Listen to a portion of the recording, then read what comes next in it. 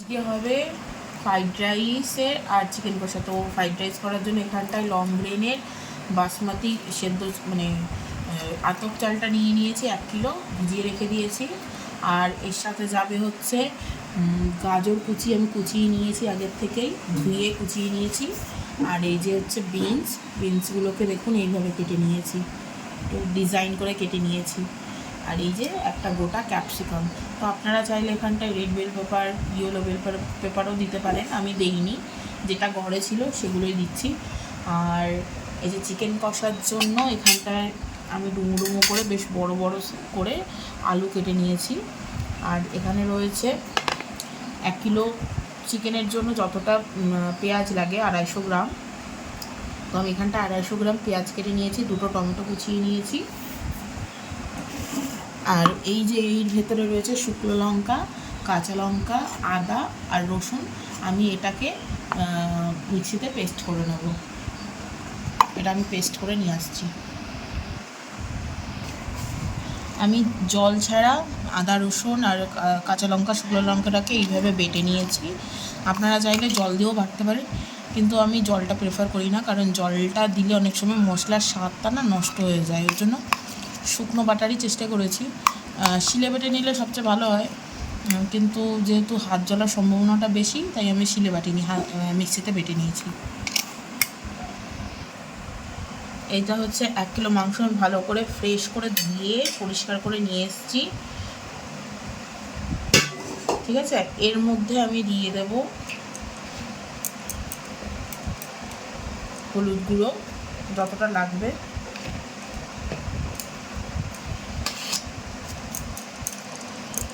দিয়ে দেবো নুন, আর এই বেটে রাখা মশলাটা। আমি পেঁয়াজটা কিন্তু এখন দেবো না, পেঁয়াজটা আমি ভেজেই দেবো।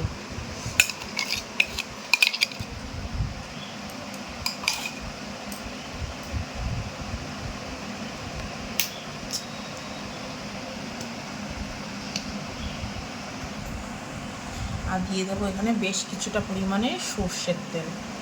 এই যে আমি এখন হাত দেওয়া স্টার্ট করলাম, এটা কিন্তু অলরেডি মাংসের প্রসেসিং স্টার্ট হয়ে গেছে, কারণ হাতেও কিন্তু একটা উত্তাপ আছে। আর হাতে মশলা এইভাবে যদি মাখিয়ে আপনি করেন, তার মাংসের টেস্ট কিন্তু দ্বিগুণ হয়ে যায়। কারণ হাতে সবাই বলে যে হাতের ছোঁয়াতেই আছে ভালোবাসা, তাই হাতের ছোঁয়ার মাংসে কিন্তু স্বাদই আলাদা। আমি মেখে আপনাদেরকে দেখাচ্ছি। এটা আমি 5 মিনিট ধরে মাখবো। এটা কিন্তু হাতের যেহেতু একটা উত্তাপ আছে, এটা কিন্তু অলরেডি প্রসেস স্টার্ট হয়ে গেছে মাংসের। এসে হচ্ছে এটা লেগ পিস পুরো ঝরে ঝরে পড়বে। এই যে আমার 5 মিনিট ধরে অলরেডি মাংসটাকে বেশ ভালো করে মেখে নিয়েছি। এবার আমি এটা 10 মিনিটের জন্য রেস্টে রেখে দেবো। আর কড়াইটা গরম করে আমি ওইদিকে আলুটা ভেজে নেবো। আমি কিন্তু ইনস্ট্যান্ট করছি, আপনারা চাইলে মাংসটাকে কিন্তু 1 ঘন্টা থেকে 50 মিনিট মতন মেখে রেখে দিতে পারেন। কড়াইটা গরম হয়ে গেছে, এখানে তেল দিয়ে দিলাম।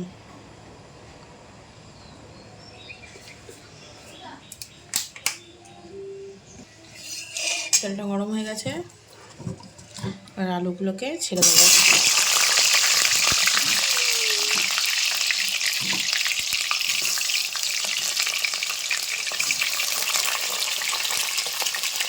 নুনগুলো দিয়ে দিলাম, লাল লাল করে ভেজে নেবো। ভেজে দেখাচ্ছি। আলুটা অলমোস্ট ভাজা হয়ে গেছে লাল লাল করে। আমি এবার কিছুক্ষণ পরেই তুলে রেখে দেবো। আলুটা ভাজা হয়ে গেছে, এবার আমি তুলে রেখে দেবো।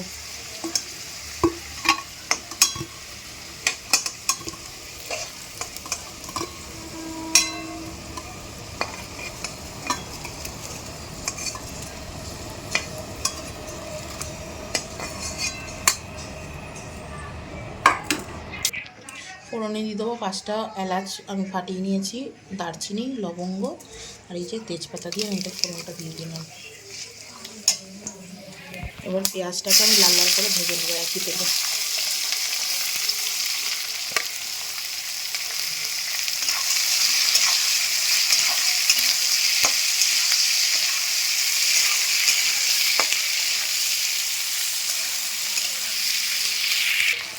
পেঁয়াজটা আমার হালকা করে গোল্ডেন ব্রাউন করে ভাজা হয়ে গেছে। এবার মেখে রাখা মাংসটাকে আমি দিয়ে দেবো।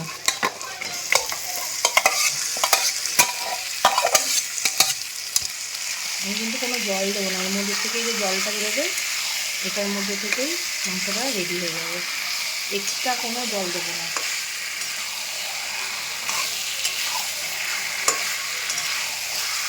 হাই ফ্লেমে আমি 10 মিনিট কষবো, তারপরে ঢেকে রেখে কষবো। 10 মিনিট কষিয়ে নিয়েছি, এবার ঢাকা দিয়ে হালকা করে 10 মিনিটের জন্য রেখে দেবো। আলুটাকে দিয়ে দিয়েছি মাংসের মধ্যে, কতটা জল বেরিয়ে গেছে মাংস থেকে। আমি এখানে টমেটো দিতে ভুলে গেছিলাম, এখন দিয়ে দিচ্ছি। আগে দেওয়ার কথা ছিল কিন্তু দিতে পারিনি এদের যন্ত্রণার জন্য। রান্না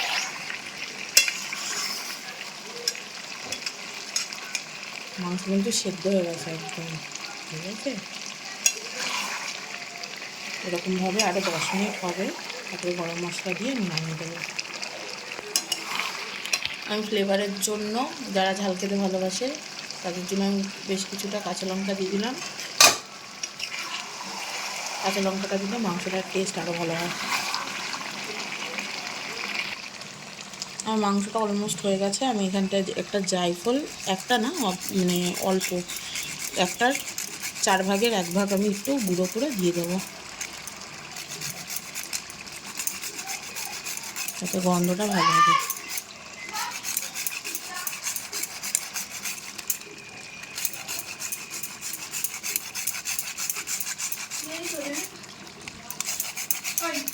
আর কিছুটা পরিমাণ এই যে জয়িত্রী ভেঙে গুঁড়ো করে দিয়ে দিই।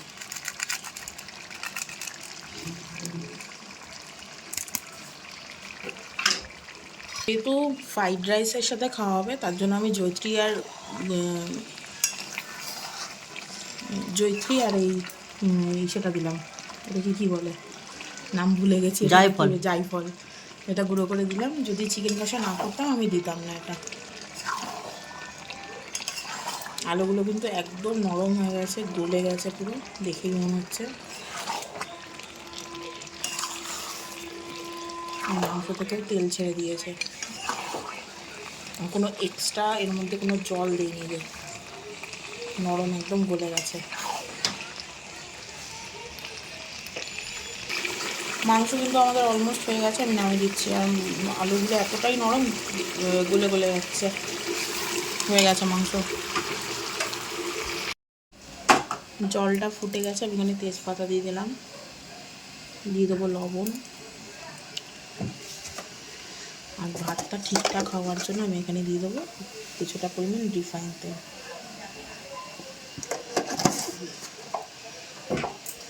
যে এটা হচ্ছে আতপ চাল, আমি এটা ধুয়ে জল ঝরিয়ে রেখে দিয়েছি, এবার এটা দিয়ে দেবো।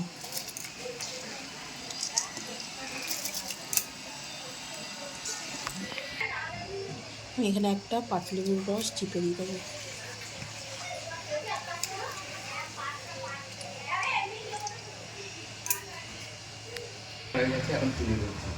ভাতটা হয়ে গেছে, এবার গড় দিয়ে দেবো। এটা উতলে গেলেই গড় দিয়ে দিতে হবে, মানে 80% সেদ্ধ করতে হবে, আর ভাবে 80% সেদ্ধ হয়ে 20% সেদ্ধ হয়ে যাবে। হয়ে গেছে, আমি হালকা করে এগুলো ড্রাই রোস্ট করে নেবো। এখানে এলাচ দিয়েছি আমি হচ্ছে 7খানা, এই দারচিনি আর লবঙ্গ আর এই জয়িত্রী, আর আমি জায়ফলটা একটু ভেঙে দিয়ে দেবো। আমি এইটুকুনি জায়ফল দিয়ে দিলাম, হালকা করে ড্রাই রোস্ট করে নেবো।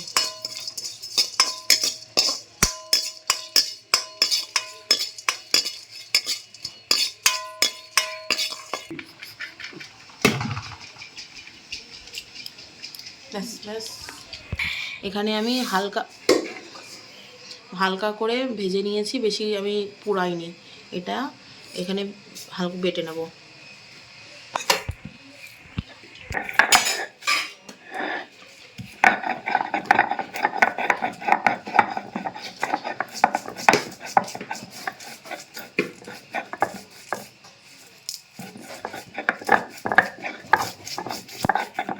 আমি সাদা তেল দিয়ে দিচ্ছি আর একটু ঘি এতে দিয়ে দেবো, তাহলে ঘিটা পুড়বে না। দিয়ে মশলাগুলোকে সবজিগুলোকে ভেজে নেব। তেলটা আমার অলরেডি গরম হয়ে গেছে, আমি এখানটায় গাজরগুলোকে দিয়ে দিলাম। গাজর আর বিনসটা একসাথেই ভাজবো।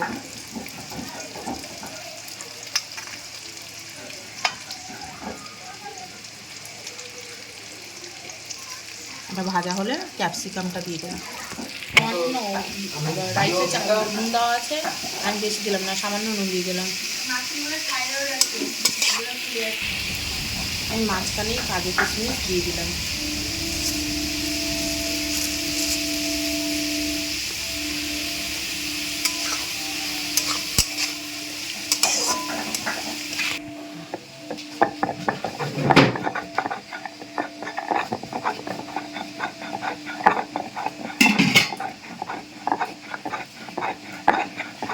এই প্লেটটার মধ্যে মশলাটা তুলে রাখো।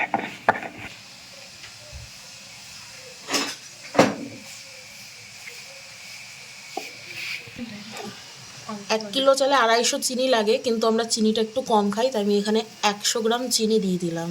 আপনারা টেস্ট অনুযায়ী চিনি দেবেন, আপনারা যতটা পছন্দ করেন। আমি বেশি নিইনি, 100 গ্রাম চিনি নিয়েছি। এটা আমার ভাজা কিন্তু হয়ে গেছে, আমি এখানে ক্যাপসিকামটা দিয়ে ভেজে নেব।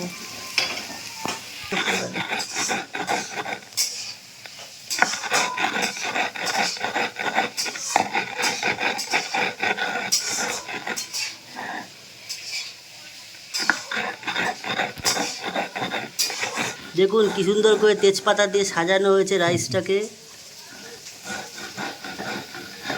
পরিমাণ আদা একটু কুচিয়ে দিয়ে দেবো, আদাটা দিলে সেন্টটা ভালো আসে। অনেকেই দেয় না, কিন্তু বিয়েবাড়িতে কিন্তু এরকম আদা কুচিয়ে অনেকেই দেয়। এটা আমার মায়ের থেকে শেখা। ভাজা কিন্তু শেষের পথে, আর এগুলো বেশি ভাজতে নিই। তবে আমি একটু মানে একটু বেশি ভাজি, আমি কচকচা বেশি পছন্দ করি না। আর হরিয়ালি সবজিগুলো ভাজা হয়ে গেছে, ব্যাস। এবার আমি ফ্রাইড রাইসের মধ্যে ঢেলে দেবো। তো চলুন, হয়ে গেছে। এবার আমি সবজিগুলো দিয়ে দিচ্ছি এর মধ্যে। সবজি আর এর মধ্যে কিশমিশ আর কাজু রয়েছে, সবগুলো এর মধ্যে দিয়ে দিলাম।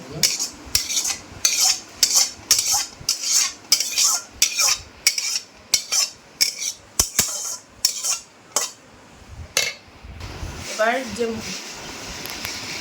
যে মশলাটা আমি গুঁড়ো মানে ভেজে রেখেছিলাম, সেটাকে গুঁড়ো করে নিয়েছি, এর মধ্যে দিয়ে দেবো।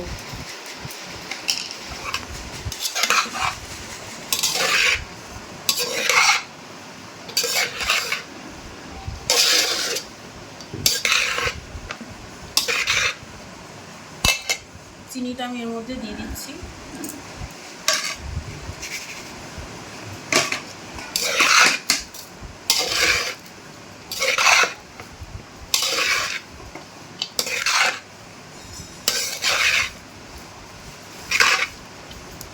মিক্স করে নিয়ে একটু খেয়ে দেখো কেমন হচ্ছে, ঠিক আছে? এবার যাবে ঘি, যেটা ছাড়া ফ্রাইড রাইস অসম্পূর্ণ।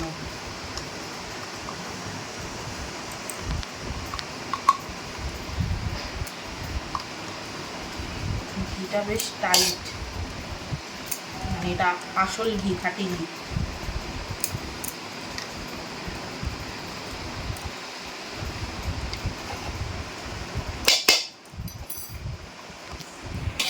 আমি ভালো করে মিক্স করে নেবো।